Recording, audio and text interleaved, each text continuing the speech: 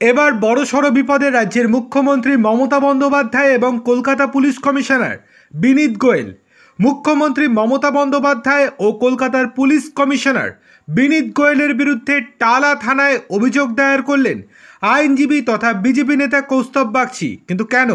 কৌস্তবের অভিযোগ, আরজি কর কাণ্ডে মুখ্যমন্ত্রী মমতা বন্দ্যোপাধ্যায় এবং কলকাতার পুলিশ কমিশনার বিনীত গোয়েল ধর্ষিতা এবং মৃত ডাক্তারি পড়ুয়ার পরিচয় প্রকাশ করেছেন।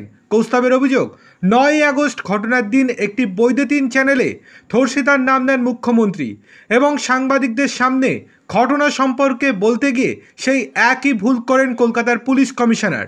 তাই ভারতীয় ন্যায় সংহিতার 72 নম্বর ধারায় টালা থানার কাছে এই বিষয়ে এফআইআর রুজু করার আবেদন জানান কৌস্তব। এমনকি সিবিআইকেও এই তথ্য মেল মারফত জানাবেন তিনি।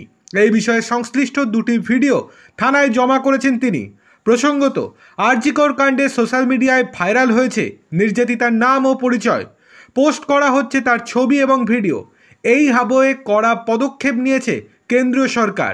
বিজ্ঞপ্তি জারি করে বৈদ্যুতিন এবং তথ্য প্রযুক্তি মন্ত্রক জানিয়েছে এই ক্ষেত্রে মানতেই হবে সুপ্রিম কোর্টের নির্দেশিকা।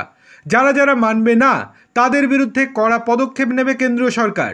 গত 9ই আগস্ট আরজি করের চিকিৎসককে ধর্ষণ এবং খুনের ঘটনা ঘটে।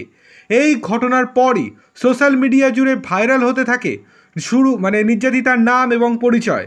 শুধু তাই নয়, একাধিক সোশ্যাল মিডিয়া হ্যান্ডেল থেকে প্রতিবাদের নামে নির্যাতিতার ছবি এবং ভিডিও পোস্ট করা হয়, তৈরি হয় রিলও। অথচ ধর্ষণের ঘটনায় নির্যাতিতার নাম এবং পরিচয় কোনোভাবেই প্রকাশ করা যাবে না, এই মর্মে স্পষ্ট নির্দেশ আছে সুপ্রিম কোর্টের।